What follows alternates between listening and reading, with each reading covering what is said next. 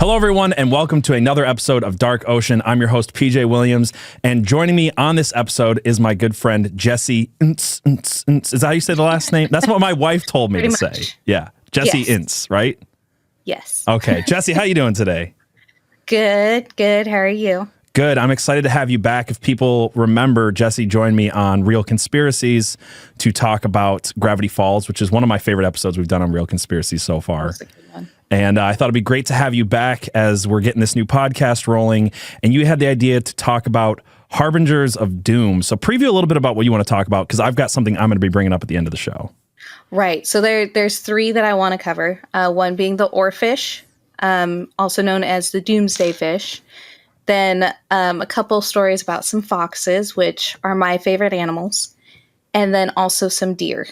Right. And the doomsday fish are the ones that people are generally talking about predicting or giving a sign of like disaster in the form of earthquakes and stuff like that, right? Exactly. Nice. I briefly looked at your notes as we were setting up the show, and I realized that we're going to be covering actually the exact same incident from different angles, because I'm going to be talking about crows and ravens and other winged creatures that predict or are harbingers of doom, harbingers of things to come. Obviously, that's going to go into Mothman. So if you guys are familiar with Mothman stuff, this will be really great. We're going to go outside of Point Pleasant. It's not just the John Keel book about the Mothman prophecies, but there's a lot more there.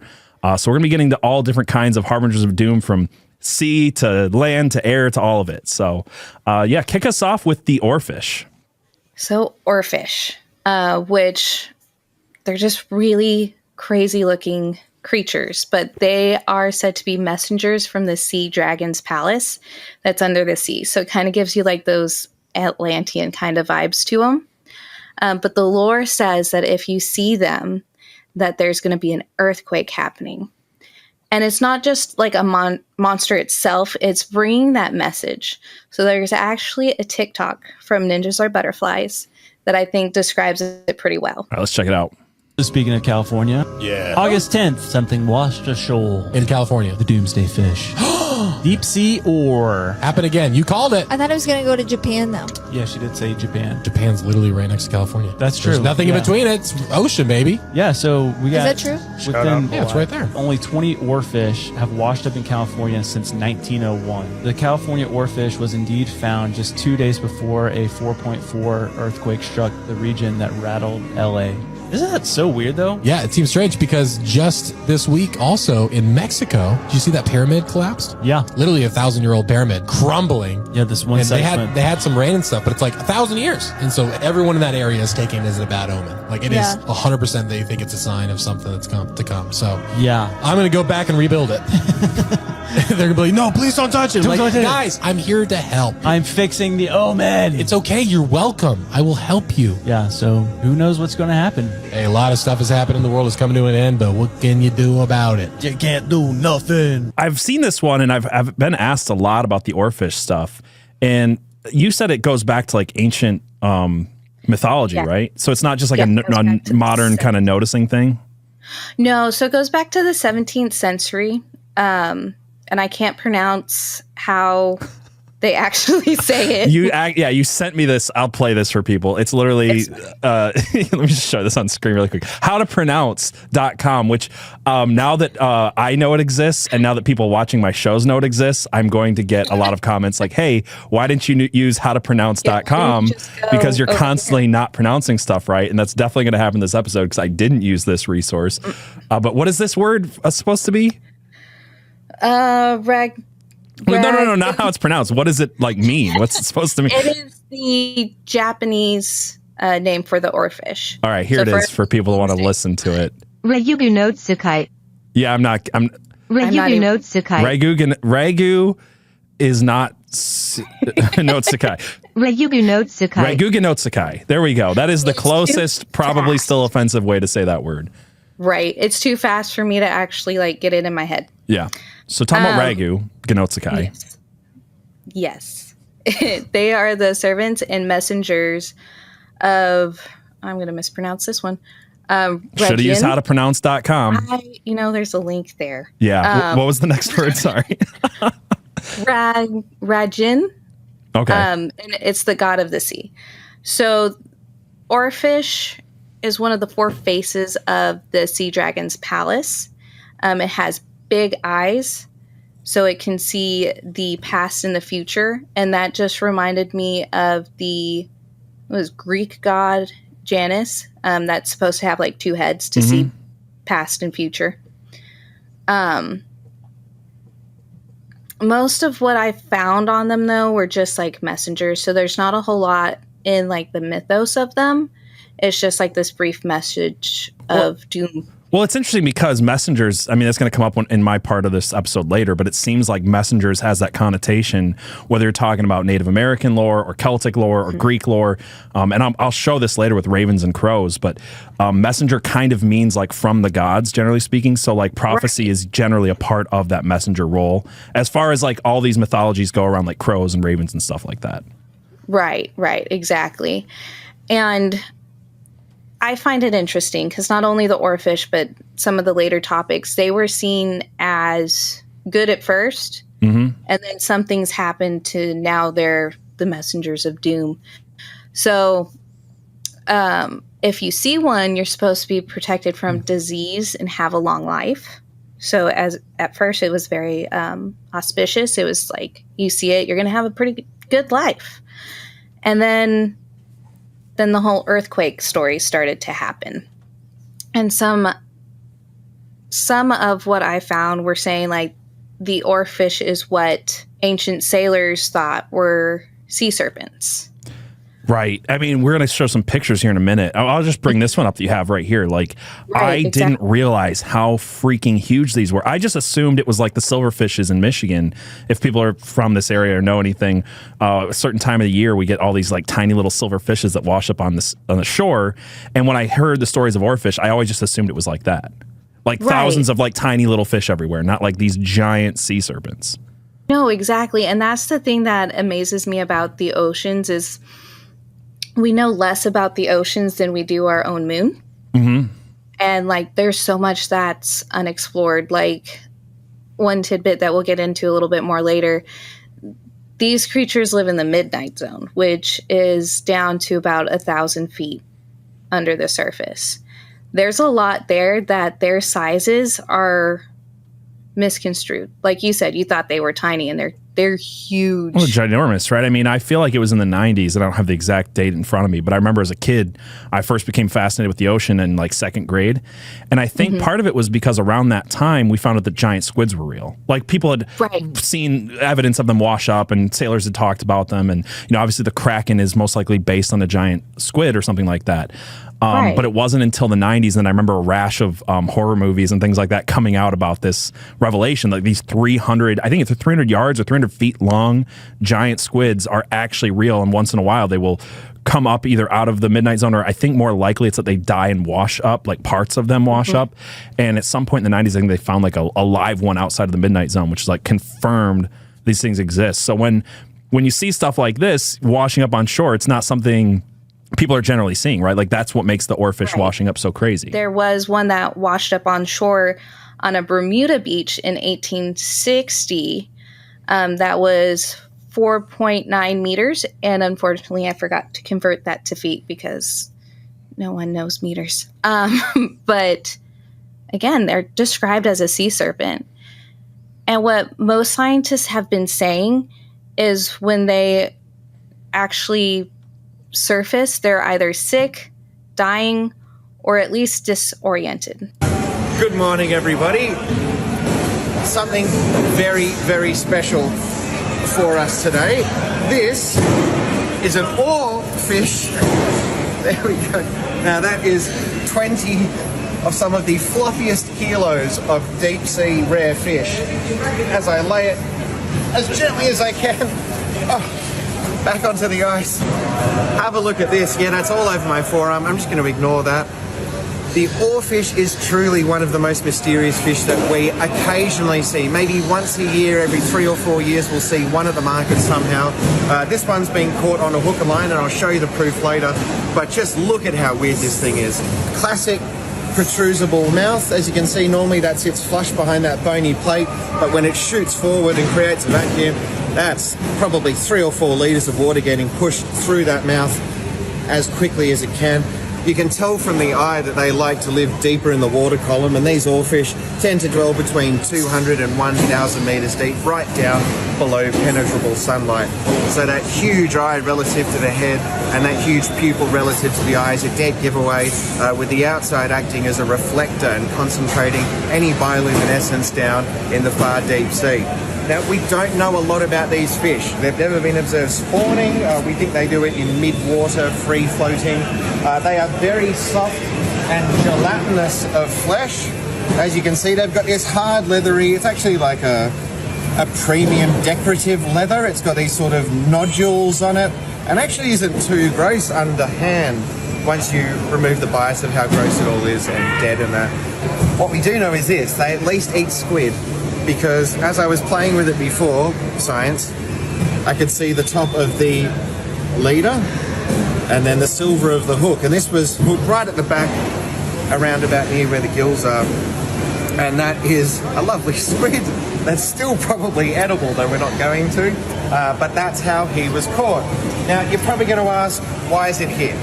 I don't think personally anyone's going to eat it. I'd give it a go, but for the once every 1,000 days that a fish like this would show up, our fishers know all around the country, if it's going to sell for anything, it's going to sell to the Sydney fish market. And yes, this probably isn't going to be eaten, but by the time it was brought up to the surface, it would have passed away. And this will go out the front of one of our retail shops, packed with ice with a big sign, "Oarfish, look but don't touch." And that, personally, as an 8-year-old boy, when I was one, of course, if I was walking past a fish shop and I saw something like this, might just make me fall in love with the deep sea. Yeah, that is wild. Right. So, and I'll get into more of like the biology of it in a minute, because I find that part fascinating. But like he said, like, did you see how huge the eye was? It was like it looked like this giant fake googly eye thing. Like it looked like it was like giant crafting supplies. Right. And then you think about like how much pressure is on these animals, and like how it was like, it just looks so squishy. I also noticed it was as thin as a ribbon. I mean, really weird looking for sure. Well, and that's one of the other names is ribbon fish. That makes sense. Because they have that kind of like streamer-like body. Mm-hmm. Since it lives in the midnight zone, along with like the anglerfish and a few others, you have to use like automated little submarines to actually explore that area. And that's how we've gotten some footage of it, but not much. But which way would you assume that it would swim? I mean, I feel like it would just, I don't know, straight up and down like this. Maybe it's like a flounder though, and it swims like on its side. Right. So there's two versions where one, it's swimming like horizontally. Mm-hmm. And I think that's where people thought it was like a sea serpent. Right. And then one where it actually swims vertically. And then I have two short TikToks as examples of those. Let's check it out. So in this one, you can see it's horizontal. It's in shallower water, so it looks like a ribbon, and it's just kind of gliding along. And scientists believe that they come to the surface to feed, but then you have this crazy view of it swimming vertically as well. Yeah, that looked. I saw this one earlier. It looks way different than I would have expected.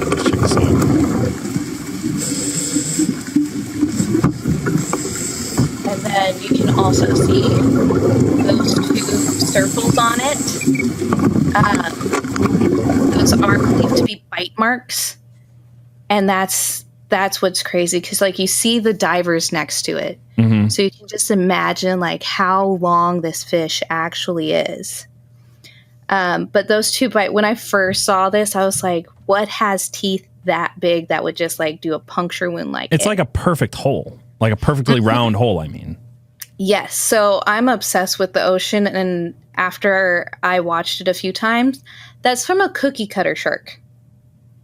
So do cookie cutter sharks live down deep, or is it because it's coming up that it's getting attacked? No, so cookie cutters live in the same area, and what they do is they literally just go up and bite. So, you know, like when you bite an apple, it leaves like that oval kind of round shape. Yeah. Cookie cutter sharks do the same thing. So these bites have already healed And they were like a darker hue than everything else. But people were freaking out because they see this giant oarfish. They see those bite marks. And they're like, what is trying to eat this huge fish? And then, the human imagination goes wild. Like, what if it was a kraken or something? Well, yeah, because it looks like a couple of holes separated. So it looks like it could have been like, partial bite from something like a megalodon or something. Yeah. Right. And then some researchers confirmed that those are cookie cutter bites. And there's other videos that y'all can look up later that show like how cookie cutter sharks do that and everything. But I thought that was fascinating because when that specific oarfish appeared, that's when there was a earthquake in Japan. And I believe that one's from 2011. And again, I know I'm using a lot of TikToks, but they explain it so much better than I can right now. But this is with one guy giving a description of certain events that unfolded with the oarfish. No, this is not just a fish, but something we are never supposed to see. Many scuba divers in Taiwan have found the 18-foot, 600-pound doomsday fish. The fish is known to run to the surface only when many humans are about to be in danger. According to Japanese mythology, the oarfish only rises to the surface when bad things are soon to happen. Many people were terrified to see it right before the 2011 Fukushima tsunami, earthquake, and nuclear disaster. Japanese people saw 20 doomsday fish washed up on the beach. Then, in 2019, several oarfish rose to the surface, and you guessed it, Japan had a huge blackout alongside one of the worst earthquakes there at a 7.3 magnitude. You might think it's a coincidence and just fish, but oarfish naturally live 1,000 meters or over 3,000 feet below the surface of the water. So why are they being washed up at the surface now, and what are they running away from that we can't see? However, experts say that this is just mythology, and regardless of all the coincidences, there is no basis to the claims. So we'll be okay, or we'll all hop on Elon Musk's rocket ship. Yeah, scientists always say this. And by the way, I don't know if he's missing his car keys, but I found them. So if you're listening to this later and you watch it, you'll understand what I just said. But yeah, I found his car keys. Yeah, just dangling from his ear there.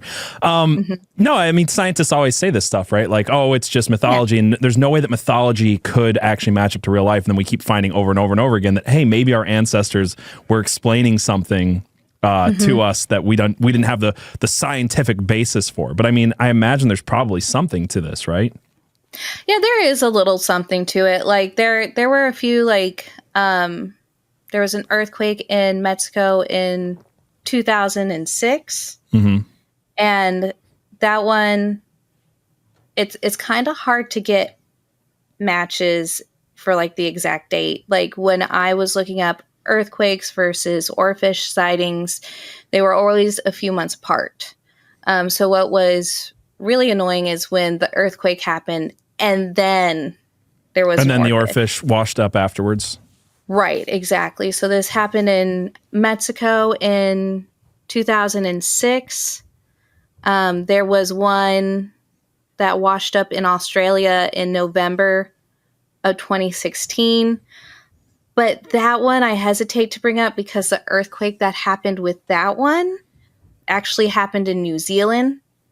And so the the oarfish happened on the west side of Australia, and then New Zealand's on the east side. Right. And they like to make sure that we know they're different countries, which I think is hilarious myself. They get very offended. One of them can claim that Lord of the Rings was filmed there, so that is true. And the other one had a dingo eat someone's baby, I think. So yes, exactly.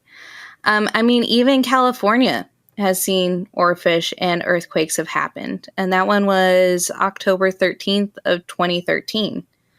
And I had some issues trying to backtrack and get the evidence because with the U.S., what is it? USGS, they tend to remove certain earthquakes for whatever reason. And there's no correlations with it, but I've seen it where they actually remove earthquake data from the database. Yeah. That's fishy. That's fishy in and of itself. Like, I feel like I don't even know if this is related, but now that I know that, I want to find out why. Right, exactly. And like, Yeah. I've noticed this because I used to watch a YouTuber that was obsessed with earthquakes, Mm-hmm. and we would see it, and then 10 minutes he would jump back and that earthquake recording would be gone. This reminds me of the mystery spot last year. Remember that one? And maybe it was earlier this year, where there was that crazy mystery spot that was showing up on all the different weather sensors. Oh, yeah. Yeah. So I don't know. And they started like deleting that, saying it was just a malfunction, but it was not acting like a malfunction. No. So it was kind of hard to go back, at least with the U.S. records, trying to find earthquake matching oarfish sightings. And another issue I was running into is people would use the same picture across the world. But this one was specifically from, I believe, a naval ship, and they found one. And just like looking almost like how 30 feet long or something crazy. Oh my gosh. I don't think I would want to touch it. It just looks slimy. It's crazy. Yeah, for sure. But I mean, just like how many men it takes to actually hold it up is ridiculous. I mean, if you're listening, it's like an anaconda-sized fish. That's like the best way to put it. No, that's like the perfect description. It's just anaconda in fish form, really. Mm-hmm. They live in the Atlantic and Pacific Oceans and seas across the planet. So that's why it's a worldwide kind of thing. Like you see an oarfish, you should probably wait and see if there's an earthquake, or at least kind of be prepared for an earthquake. Yeah, I mean, at least if I'm a gambling man, I'm like, I'm probably going to at least assume the worst. Right. And buy I mean, some like food supplies or something like that. Yeah. There's that one earthquake where he said it was like 4.4, and then in Japan where it was over a 7. Like, even if it's a baby earthquake, right. Like, I don't want to be caught up in that. I don't like the idea of earthquakes.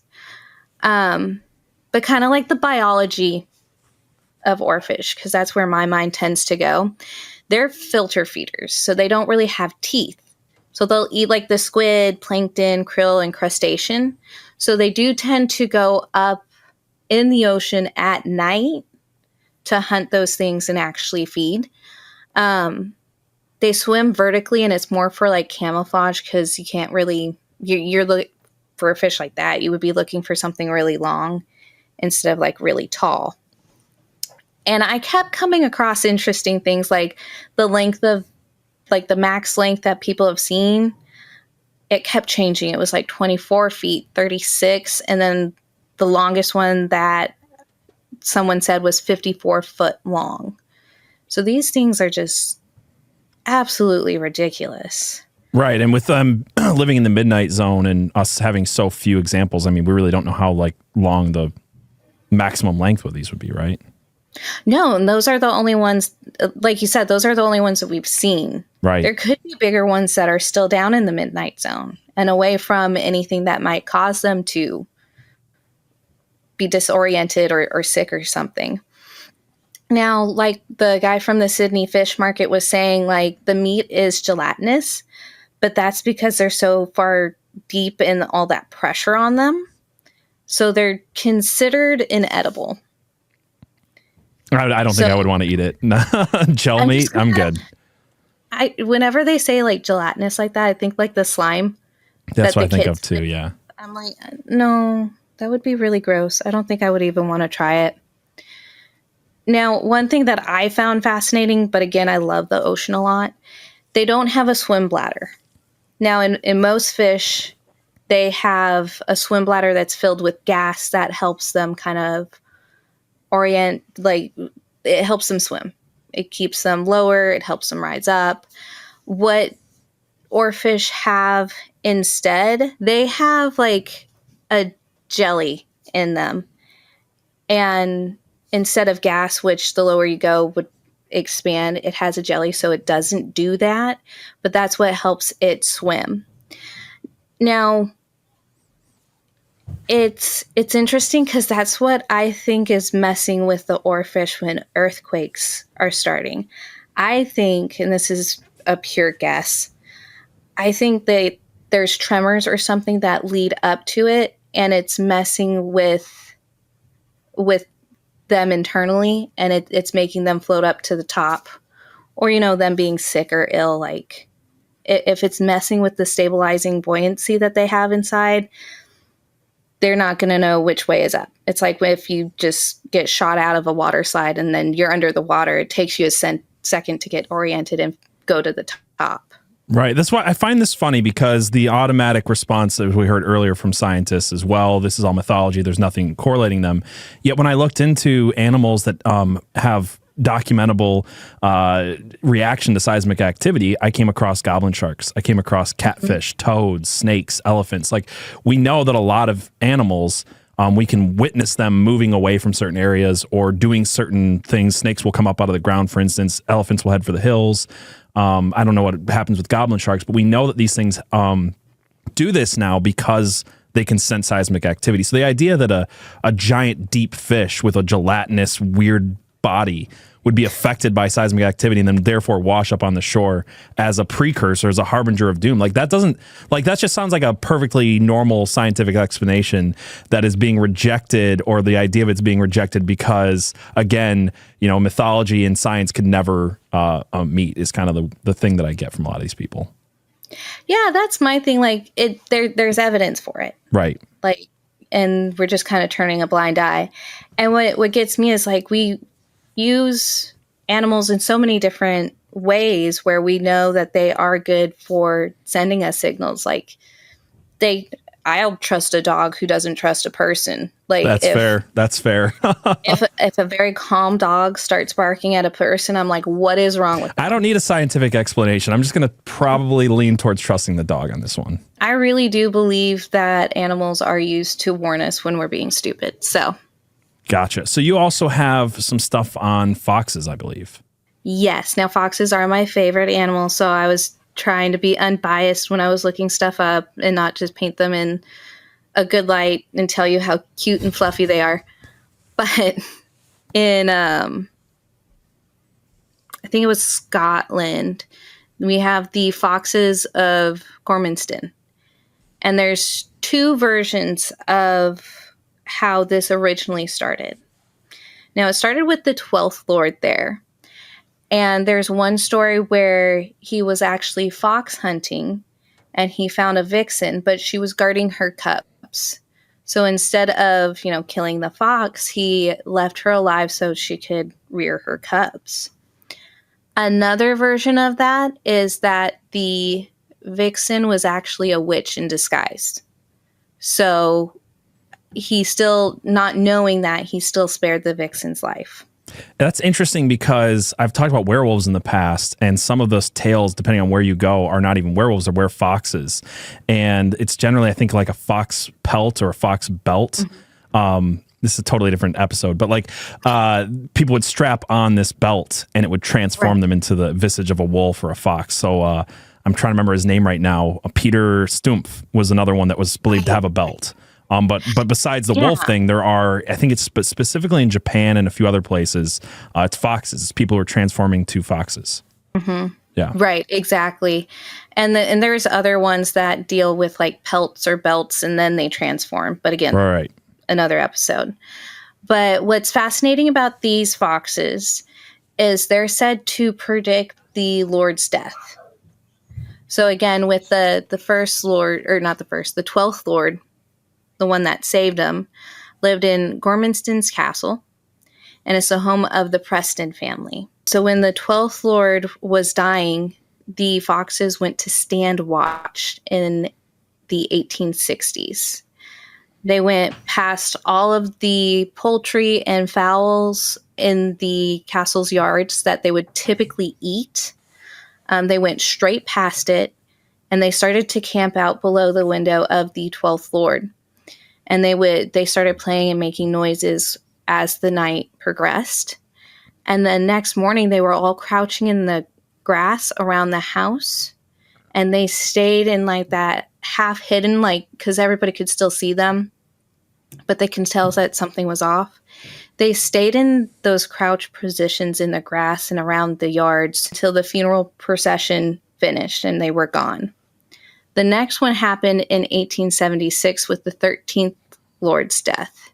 And this time they came in pairs and they would howl all night long. And again, they only left once the funeral was done. Then there was the 14th Lord that happened in 1907. And this time they came in pairs, but there were more of them at one time. And they kind of circled the castle, and they were there again all night. And then in 1925, they circled the chapel.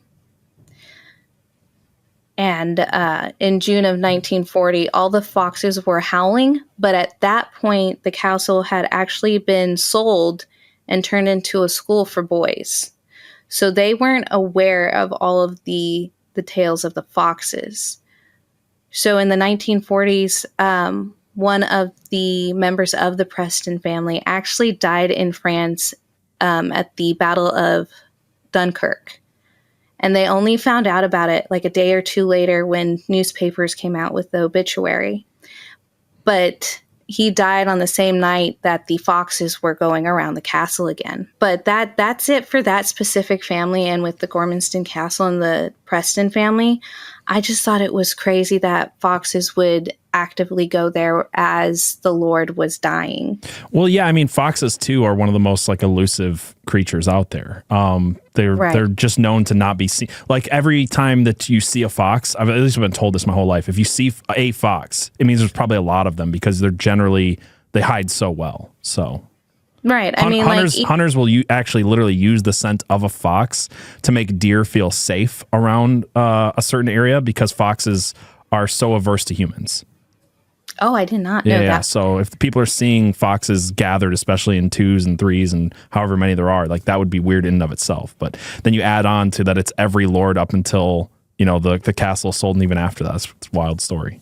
Right. And like that was like around 600 boys that were just like weirded out and freaking out with foxes just going around and howling. Like I think the last instance was one of the Preston family died in Tasmania in Australia. And I think that one was in 1967. So, I mean, like... Was there any foxes that showed up there in 1967 or they kind of moved on by that point? No, so it was still a boys' school. And that's with the 600 boys. And they were freaked out because it happened one last time. And there hasn't been anything since that incident that has been reported. But I mean, like, it went on for a really long time. Right. Almost 100 years, I think. But like, it's crazy to think that animals could be able to do that. Mm-hmm. Now, going off of like foxes, there's also the nine-tailed fox. And I think a lot of people are familiar with the nine-tailed fox because of Naruto. Oh, I was going to say Pokemon. I've never seen Naruto or however you say Pokemon. No, I grew up with Pokemon and then watched Naruto later on, but both have nine-tailed foxes. So again, it has that duality, kind of like the oarfish. Mm-hmm. At one time, it was considered a good omen, that it would bring peace and prosperity, along with a marriage that was filled with love. And then it kind of shifted. But what I found fascinating is, again, there's different versions in different countries, and it's for most of the countries in Asia. Like, you don't really hear any lore from South America, North America about nine-tailed foxes. But one version says that it gains a tail every 100 years, and once it gets 9 tails, the following century, it can ascend and be with the gods. So it's looking to kind of like in Buddhism, where it just wants to ascend. Did you say Buddhism? I did. That's my new religion is Buddhism. So no, I like that. Buddhism. Okay, in Buddhism. Yeah. Okay, gotcha. Like how I'm going Buddhism from now on. Buddhism, yay! Mm-hmm. But yeah, the goal is to ascend. There's another version of that where it has to gain the essence of humans, and it has to gather, I've heard 100 to 1,000 human souls being their essence to ascend. So basically it's just going around just harvesting humans until it can do so. There is one that's said to be trapped in a rock. An important stone in Japan has split, possibly releasing the evil spirit of the nine-tailed fox, one of the most powerful yokai, or spirits, in Japanese folklore. According to legend, Tamamo no Maya was a powerful sorceress born over 3,000 years ago. After a few hundred years of sorcery, her power increased even more and she became a nine-tailed fox. She was a master manipulator and shapeshifter. She was also skilled in hypnosis. She wanted to defeat the emperor and take over Japan, but she herself was defeated and her spirit was trapped inside a boulder called Sessho-seki, aka the Killing Stone, located in Nasu, Tochigi, among hot springs. But recently, after hundreds of years, the stone started to crack, and this week it finally split completely. To sum up what this Twitter user said, they went to the rock alone where the spirit of the nine-tailed fox remains, but the stone was split and the rope tied around it was detached. They felt like they'd seen something they shouldn't have. It's said that the stone has taken out everyone who's come into contact with it. Now that the stone is broken, there's worry that the nine-tailed fox might have been released. When was that? The thing splitting? Did something crazy happen afterwards, or? So it was in 2022. It was funny because I read a few different things. Some say that it came out to fix COVID. Others said that it not according to Californians and certain people I've ran into still wearing masks by the end of 2024. I don't get it. Yeah, I don't either. The other day I did drive by, somebody was still wearing their mask in their car. I made a big mistake, and I asked Twitter how stupid I was, because I was trying to have a conversation and I was trying to rationalize, not about COVID, not about the masks, just trying to have a rational explaining something to someone still wearing a mask. And I was like, who's stupider, the guy still wearing a mask in 2024 or me for thinking that I could have a rational conversation with this person? You. It was me for sure. I am the stupid one in this situation. But yes, so one of the theories is that it came out to fix COVID.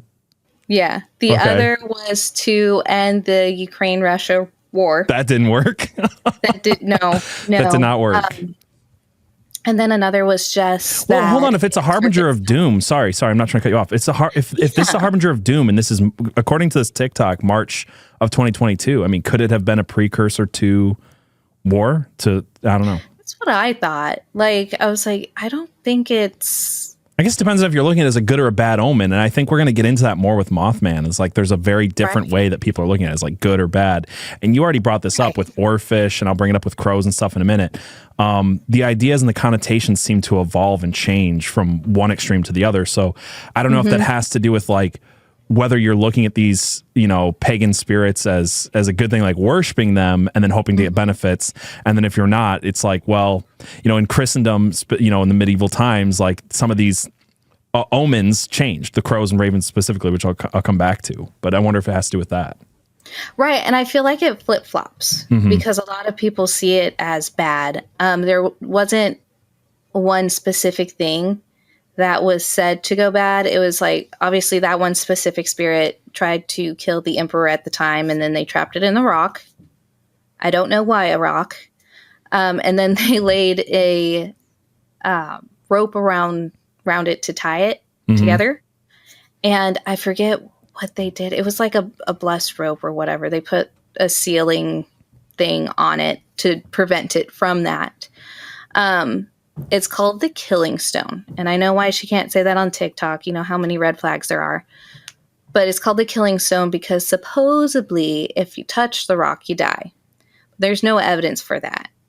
One of the articles says that it could be the volcanic gases around it because it is next to a volcano. Right. That's killing the people and not the rock itself. Gotcha.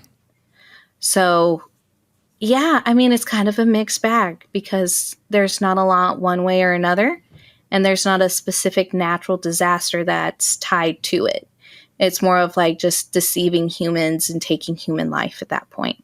Gotcha. So with the nine tails specifically, are they looked at as harbingers of doom or just more this particular one? It's more like they are looked at like bad luck, right? More than like a harbinger of doom. Like somebody, especially with the one version that has to take the soul to ascend to heaven or whatever. I would say like it's more like somebody's about to die. I find this funny too because I just quickly looked into nine tails just to see what first popped up, and the thing that popped up for me came from Korea, and it was called the Kumiho. I'm probably saying that wrong. Should have used the website. And this is one that transforms back and forth between a beautiful woman. So going back to that example with the foxes of Gormanston and how there's definitely a lot of mythology, again, spanning cultures of women specifically taking on the fox. I feel like when it comes to mythology, werewolves are generally men. And then when I looked into the foxes last year for a Halloween thing I was doing, it seemed like it was more women were transforming into foxes. Yes, I've seen a lot of that as well. Yeah. And then the last one that I have is actually a deer. And I could not find much on it at all, but it's mostly Chinese. And this one is a harbinger. It said if you see this 4-antlered deer, that a flood was coming. And that's a pretty big deal, especially if you think about the terrain in China and how they're mostly farmers, and floods can not only kill you, but can destroy crops. So, I mean, I found a bunch of like white-tailed deer, and there's some pictures out there of them with 4 antlers. I couldn't find a white one like the Chinese mythology.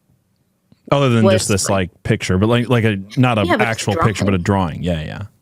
Okay. Like, so there's some that have 4 antlers.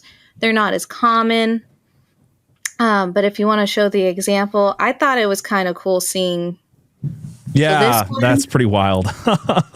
Very atypical. I think it's a whitetail, but yeah. Yeah. And so then you have this deer with like the mutant horns. So I want to point out too, because I misunderstood what you were saying when you first told me about this. It's not that it has 4 points on its rack. It's that it has 2 different sets of antlers coming out of its head. Correct. And that's kind of shown. I think you had a picture here. There it is. Which is, that's weird. And especially if you add that to the idea that it's an albino deer, like that would just be a strange enough thing to see. So if there was, enough instances where you saw something like this, which would be extremely, exceedingly rare, followed by a flood, like it definitely would stick in people's minds a bad omen.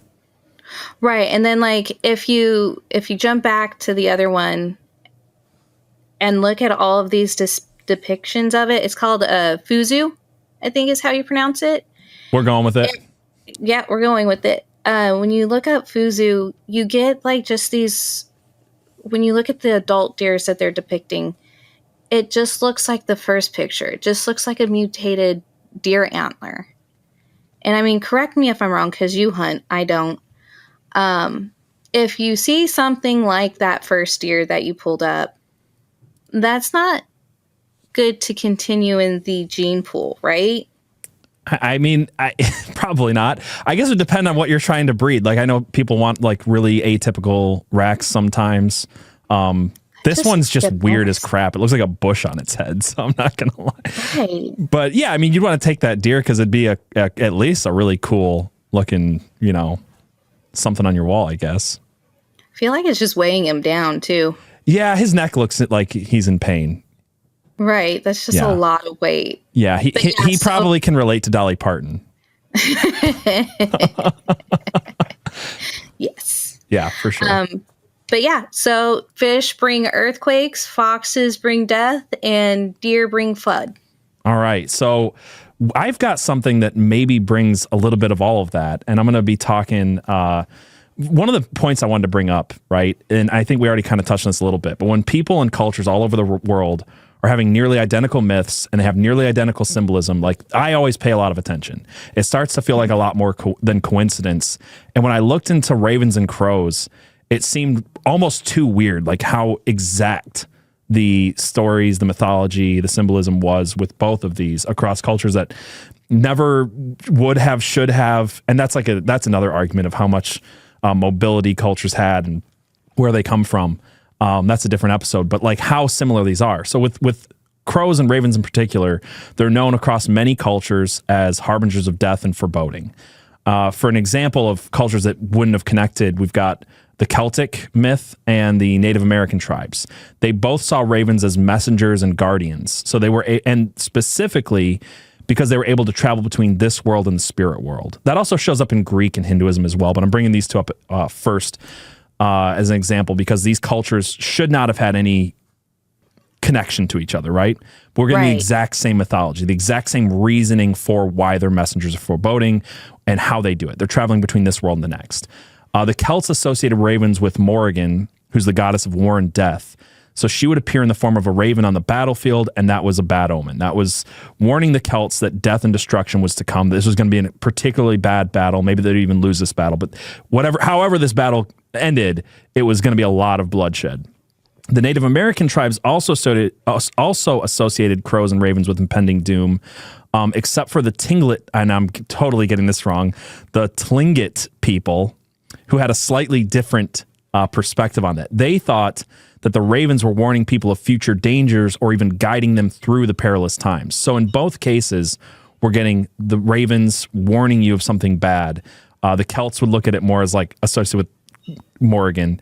And then certain Native American tribes who also saw it that way might have even thought, though, that maybe this thing is actually warning us so we can do something about it. Maybe it's warning us so we can escape it. It might be like a good thing, right?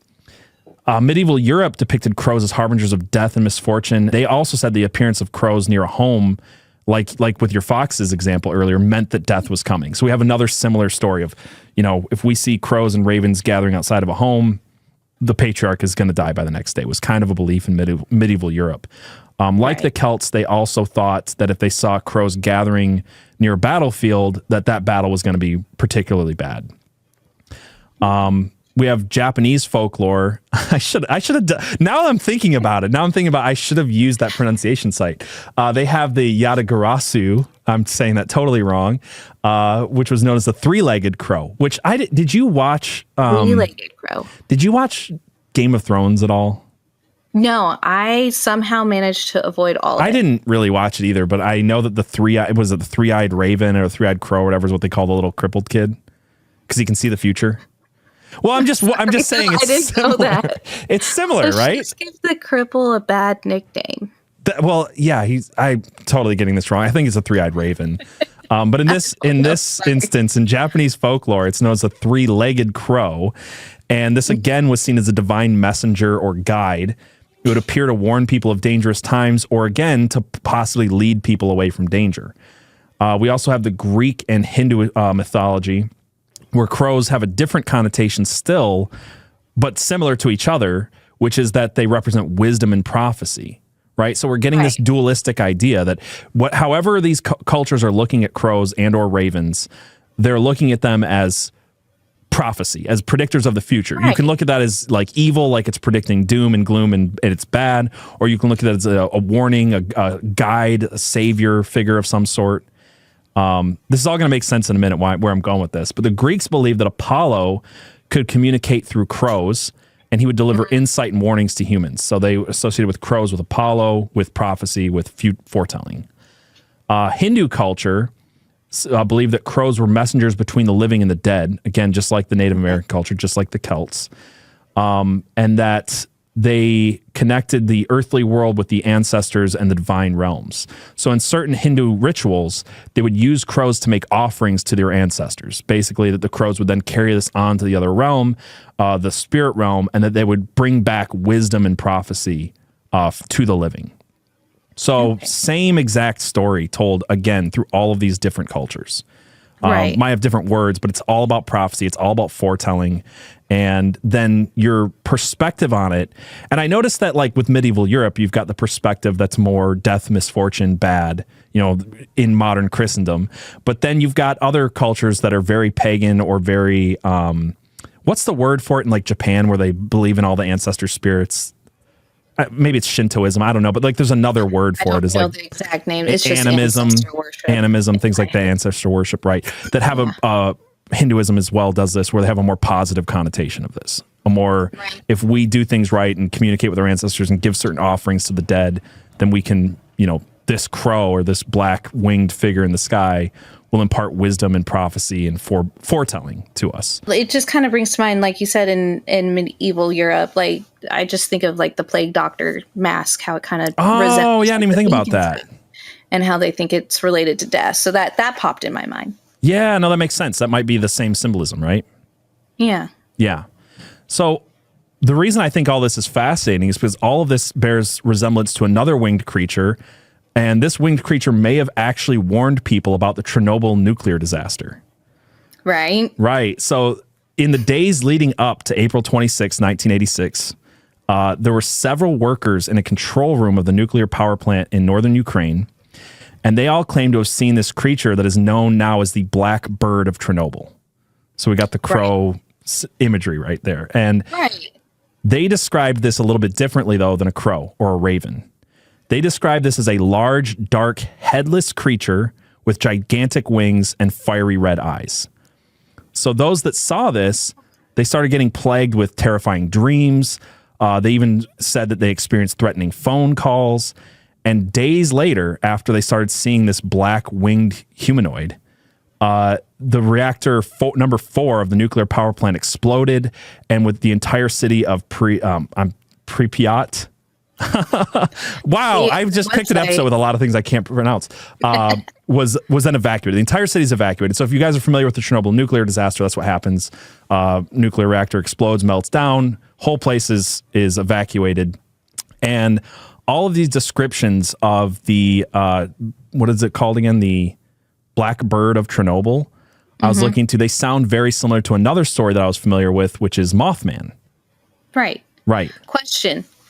On the Black Bird of Chernobyl, you said it was headless? Yes, and that's the biggest thing that connects it to. Well, how familiar are you with Mothman? Because I'll get into the looks of him in a minute.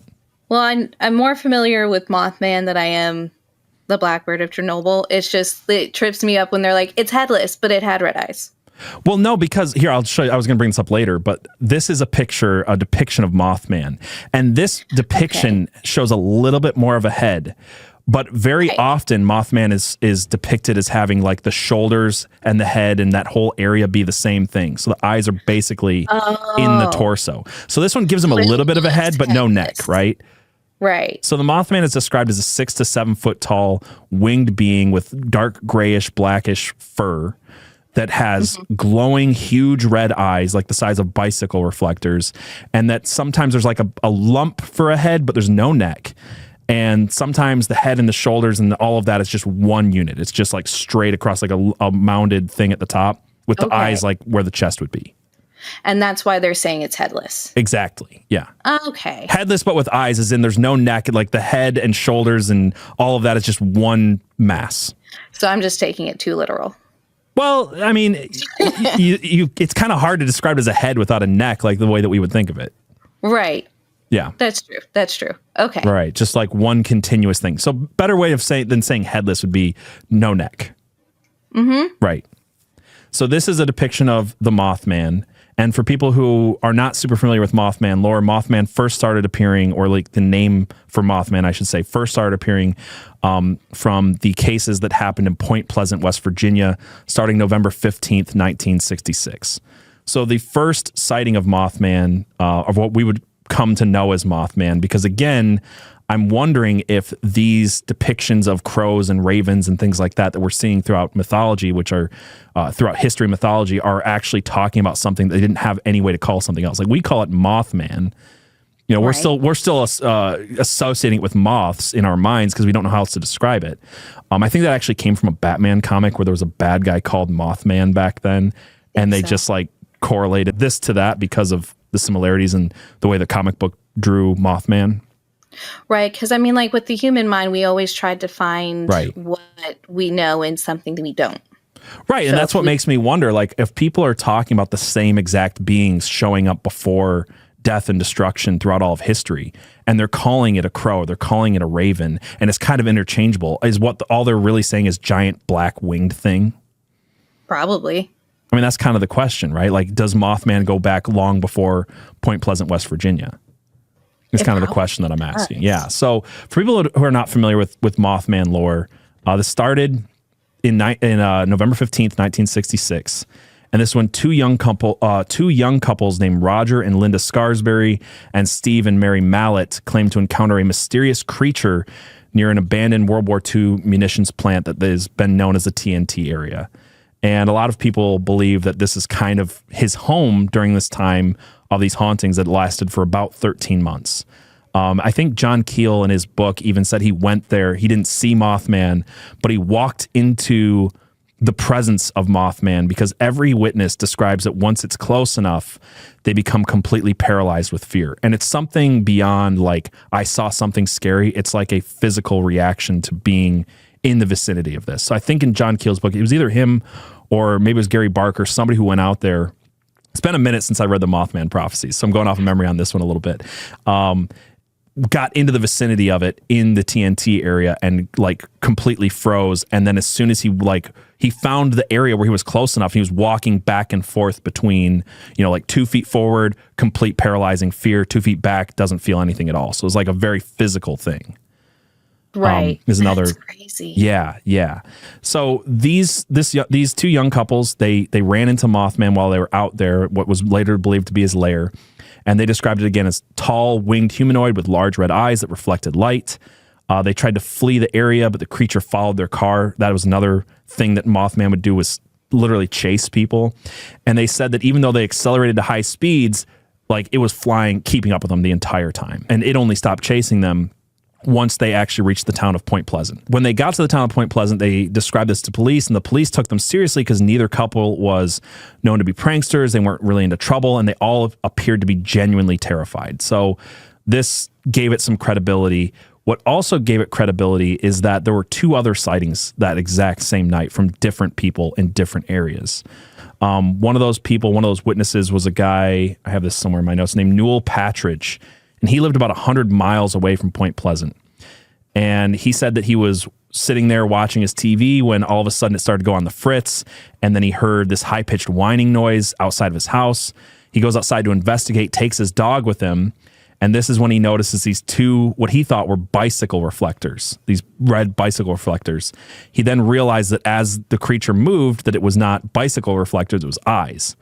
And once he realized that, his dog takes off, chases down Mothman. He's never seen again. The dog is never seen again. Not the dog. Yeah, the dog. Yeah. So Mothman's a real dick. Yeah, leave the dog alone. So he takes the dog and like, again, I'm not going to go into the Mothman prophecies book too deeply because I feel like it's a future episode. But like a lot of weird appearances start happening. Obviously, the UFO phenomena is going on. People are seeing this maybe alien, maybe sleep demon, Indrid Cold. And like with the Russian Chernobyl meltdown, this is where we get the stories of Men in Black. Like we get the stories of people being called and threatened, and a lot of credible witnesses. In this 13 months, there's well over 100 witnesses in a very small town. I think today Point Pleasant only has like 8,000 people in its population. So in the 60s, probably far less. Right. So to have so many people being eyewitnesses to high strangeness, to UFOs, Mothman, Indrid Cold, sleep paralysis, demon stuff, all of the phenomena, Men in Black, the whole thing is going on. And all of this kind of just stops 13 months later when on December 15th, 1967, the last reported sighting of Mothman in Point Pleasant, West Virginia at this time happens. They said it was flying over the Silver Bridge, which is a suspension bridge that connects West Virginia to Ohio. And I actually have a picture of it. I don't think that this is real as far as the Mothman being painted in there. I could be wrong. I couldn't find a lot of accreditation to this, whether this is photoshopped or not, but people reported seeing Mothman flying over this bridge on that day.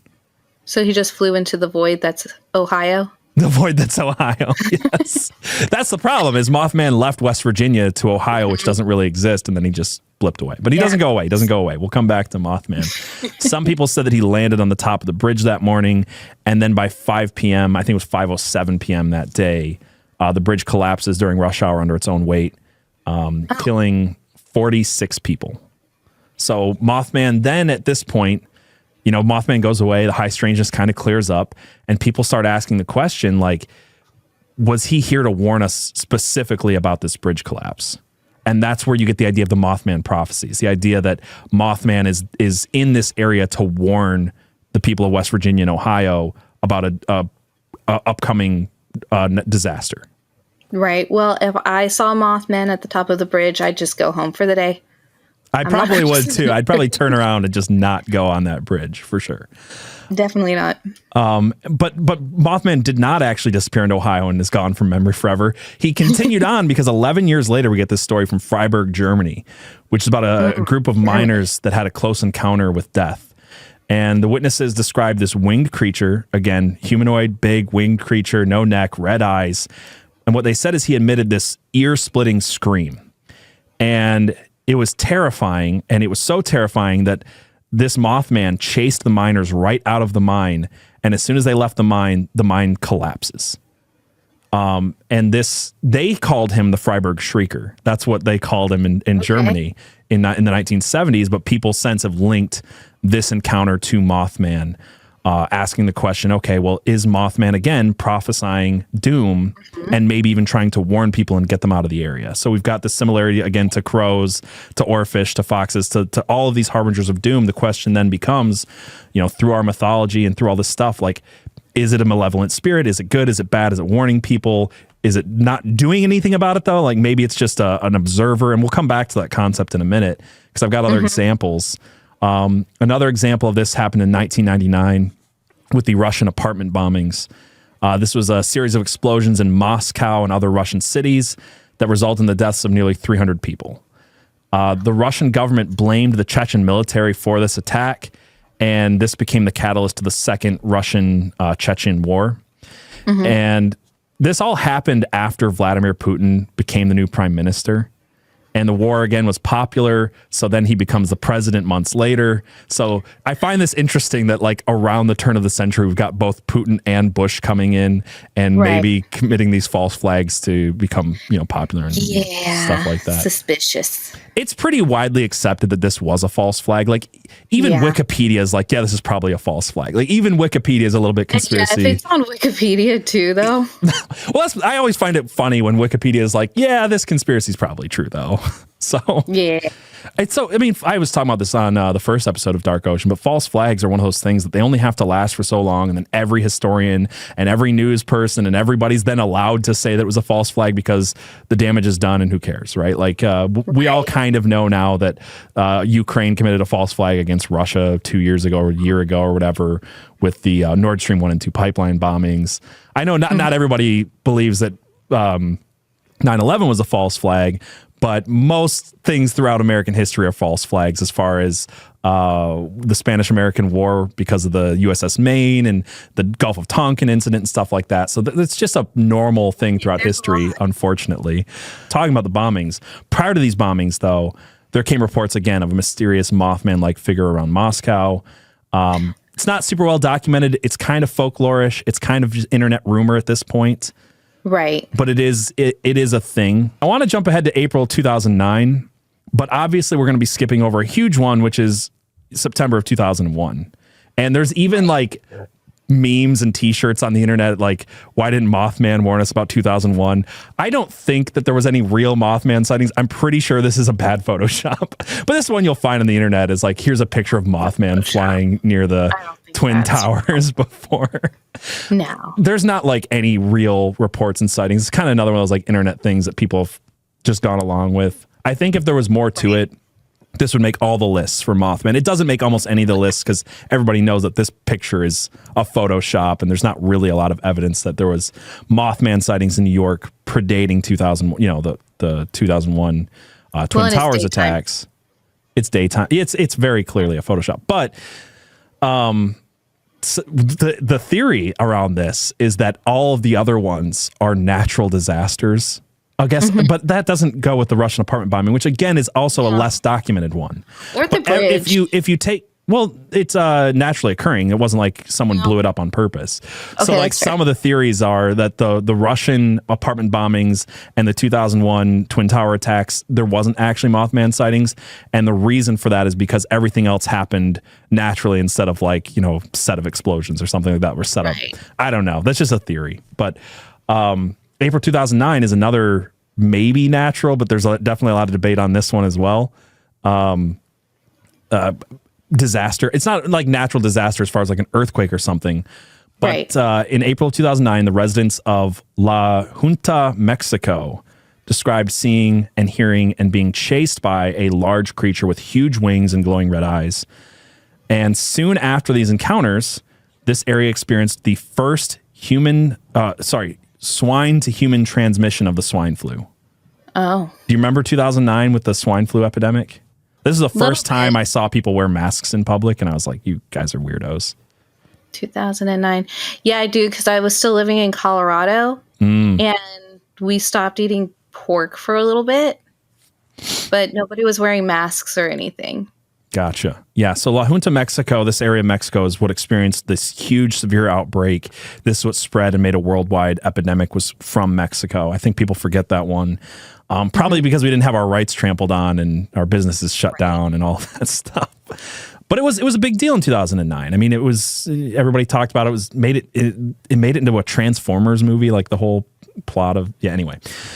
So that whole thing happens. Mothman sightings. We get the swine flu outbreak. In March of 2011, coming back to the oarfish, tragedy struck Japan when a massive magnitude 9 earthquake tore through, generating a devastating tsunami that battered the coast and killed, I didn't put it in my notes, but I think that video we watched earlier said like 19,000 people.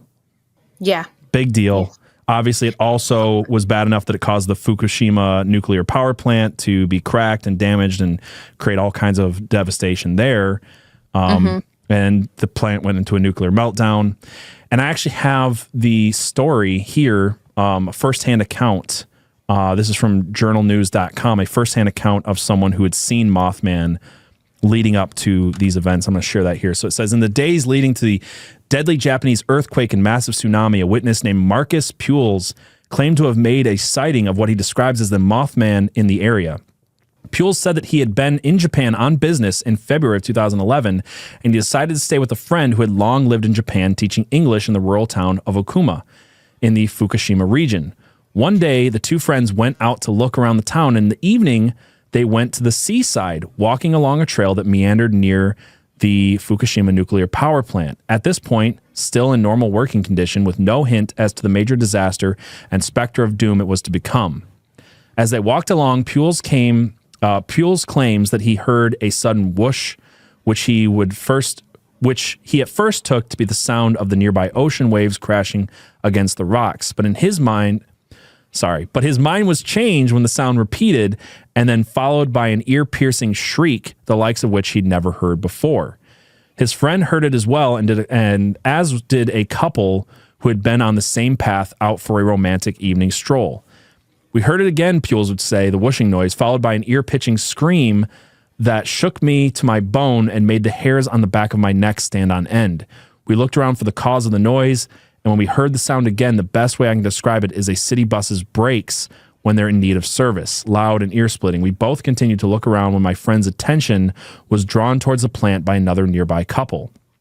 Puels then looked outward towards a power plant looming in the distance, and thought he could make out a large, shadowy figure silhouetted by the plant's lights and moonlight, which appeared to be sitting perched atop one of the buildings.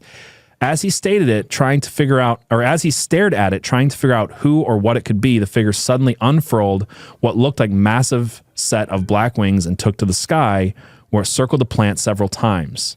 The creature then took flight and circled the plant at least 4 to 5 times. Some circuits he took at a fast pace, some he seemed to slow down, all while keeping his attention on the row of square-shaped buildings that I later found out to be what housed the reactors. So skipping forward in this story a little bit, he says it wasn't until he returned to the States that he would be reminded of that creature once again when the same friend woke him in the middle of the night in March, frantically talking about how the huge earthquake had struck the area that he lived in, particularly leveling the town that he was in. Puels turned on the TV, and over the next few days, he was bombarded with images of the devastation that the earthquake and the resultant tsunami had dealt out, including the meltdown of the Fukushima power plant. So he starts remembering this weird time that he saw this giant black creature just 2 months before flying around and circling. There's other accounts of Mothman in the area. It's not just this one, but it's one of the more detailed accounts.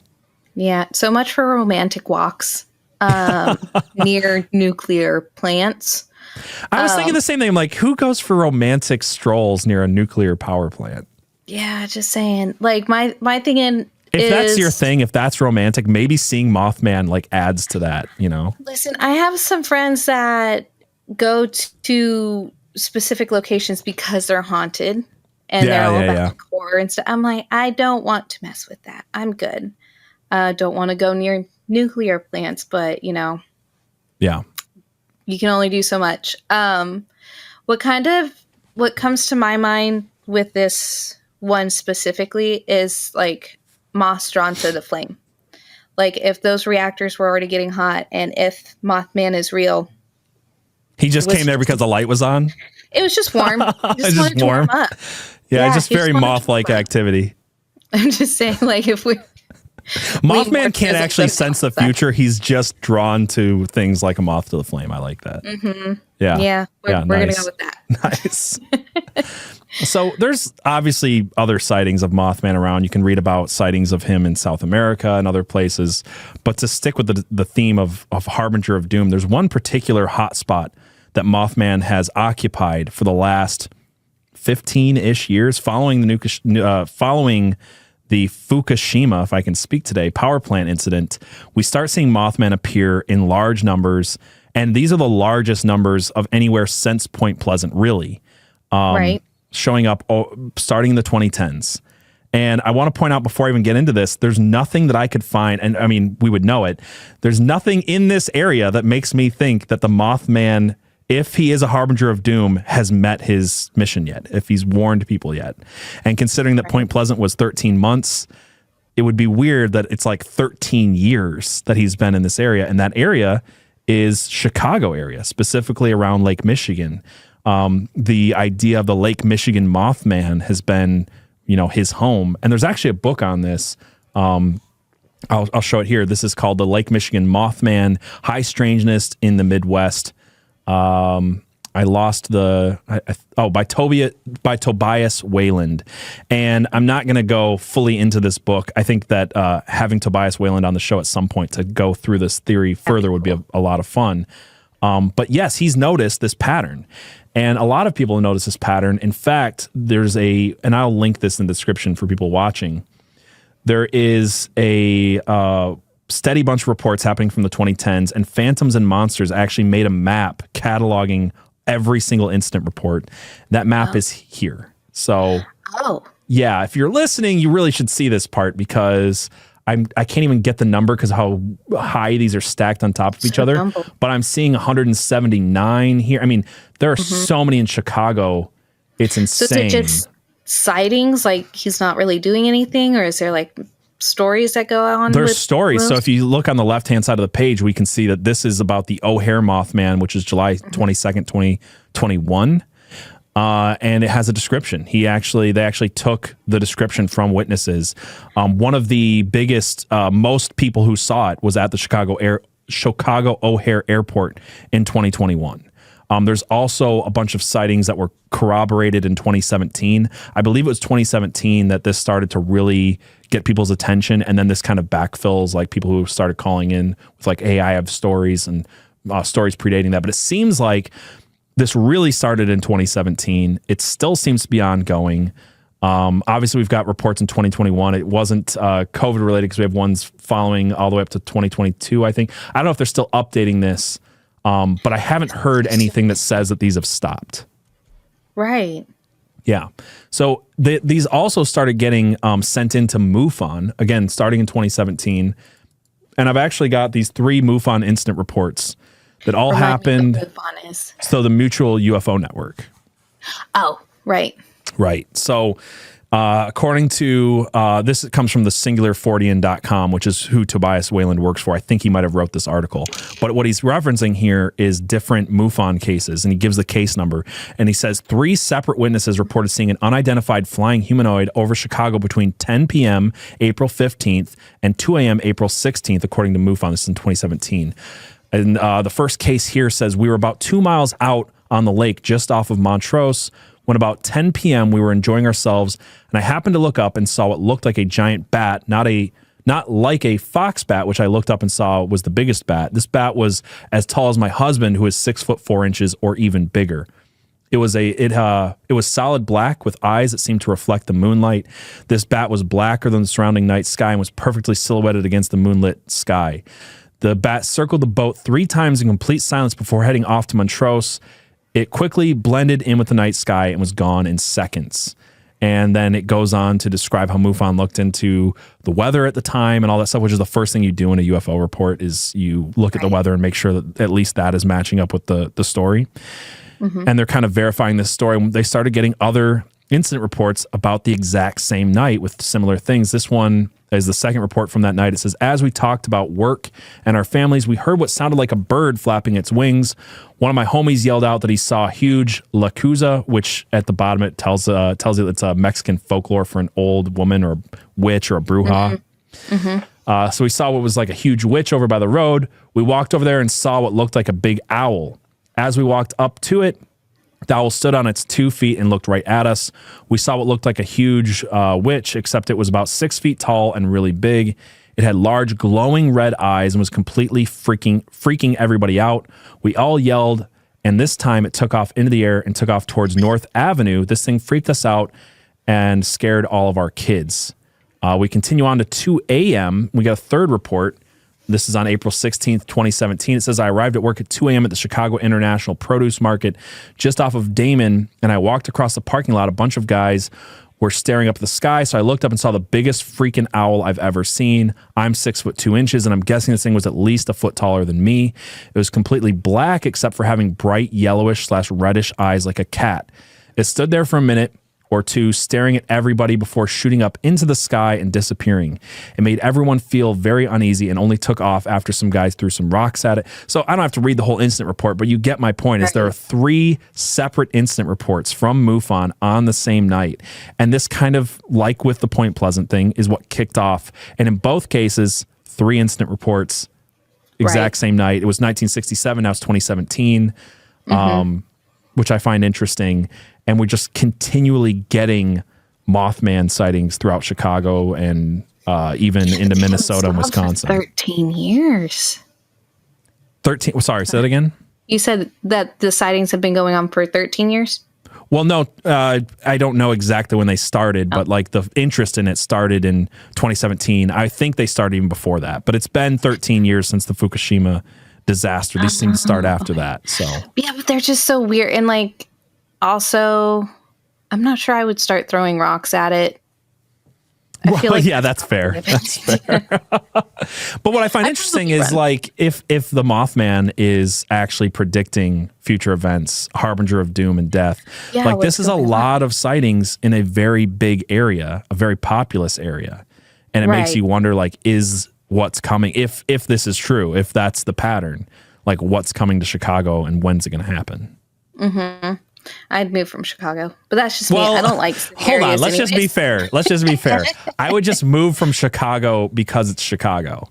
Right. Like the fact that we don't think more people die in Chicago on an average day from gunshots than died on the bridge in Point Pleasant, West Virginia. So maybe he's just hanging out there because he really likes death, and Chicago's just the place to go. You know what? It wouldn't surprise me because, like, again, I'm not one for cities, but like now there's Mothman sightings. Like I'm out. Yeah, that's fair. So the question and I want to get your opinion on this, like, is Mothman, is he just an observer? Is he good? Is he bad? You know, like, I know that like some people will say he's terrifying and scary and therefore evil. And then other people will say, well, the Bible talks about angels as be not afraid. Like they're going to be kind of terrifying. What's your thoughts on Mothman? Do you think that he's actually trying to help people, or is it just coincidence that, people are recognizing if Mothman's around, he probably wants death and destruction, or at least to observe it? I don't know. I feel like he's like the chaotic neutral. Like he's chaotic neutral, right? Like he's not really involved one way or another. He's like, hey, shit's gonna happen. You should probably leave, but he's not gonna force you to stay. He's not gonna force you to leave. Just there to freak you out and you do what you will. I don't really have a solid opinion on Mothman though. Like, I mean, the one thing that we can say for sure about Mothman is he's got the cake. There's his statue. There's his statue in Point Pleasant, and they definitely gave him a generous badonkadonk. So, well, don't people propose by it too? I think I saw a story. Do. I think I saw a story where a couple like proposed and she accepted. Yeah, that does not shock me at all, for sure. It's so funny. What I find interesting about this area of the country, it's not that far away from Missouri. And we actually have an example of a much less observy and much more proactive winged creature in Joplin, Missouri in 2011. So this is a month after the Fukushima disaster. We don't have any reports that I could find of Mothman heading over to Joplin, Missouri following the Fukushima disaster. He seems to head to Chicago, not super far away. But on May 22nd, 2011, Joplin, Missouri was struck with an EF5 tornado. Right. And this tornado was nearly a mile wide. It was so big. It's the worst one. You remember this one, right? Yeah. This is one of the worst tornadoes in American history. Yeah, I'm fascinated with natural disasters, so I've watched a lot on that tornado, but I don't remember anybody saying anything about Mothman. Well, I didn't find anything about Mothman, but I did find another winged creature we'll get into. So this is one of the worst tornadoes in American history. It damaged over 8,000 buildings. 4,000 of those buildings were completely destroyed. It damaged both major hospitals in the area. Big deal. And the most devastating thing of this all is that 158 people were killed by this tornado. They say that there was like 8 more that died later as a result of what happened, but over 1,000 people were injured, and this is the 7th deadliest tornado in United States history.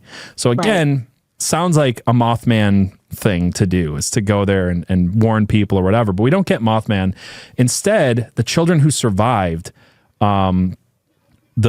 survived in collapsed buildings and stuff like that, they started telling stories of the butterfly people. They said that they were having these near-death experiences, and they were being wrapped up in the very colorful wings of these things that just became known as the butterfly people.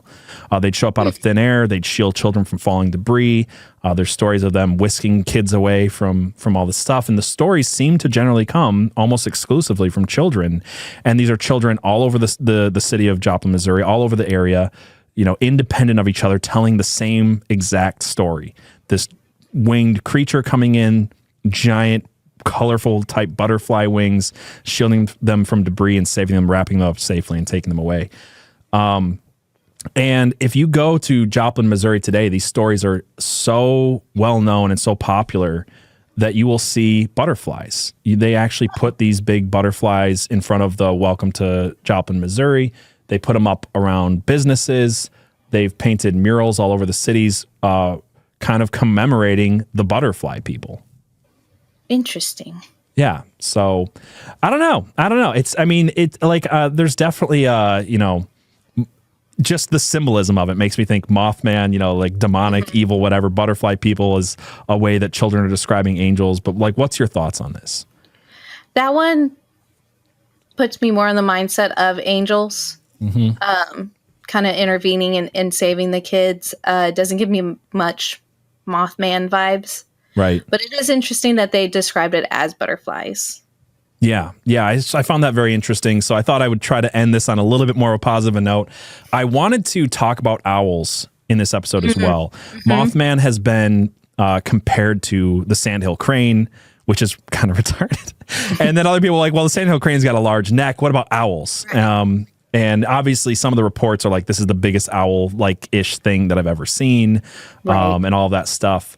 And owls have long been looked at mysterious because the owls are not what they seem. And I started to dig into the owl thing and realized that would be a really interesting future episode. There's a lot of great research on weird reports of owls and sightings and mythology and things like that. So I'll probably save that for a future episode. But I just want to thank you, Jehssye, for coming on and talking with me about Harbingers of Doom and even maybe some saviors from Doom with the butterfly people. Right. No, it was fun. I enjoy it.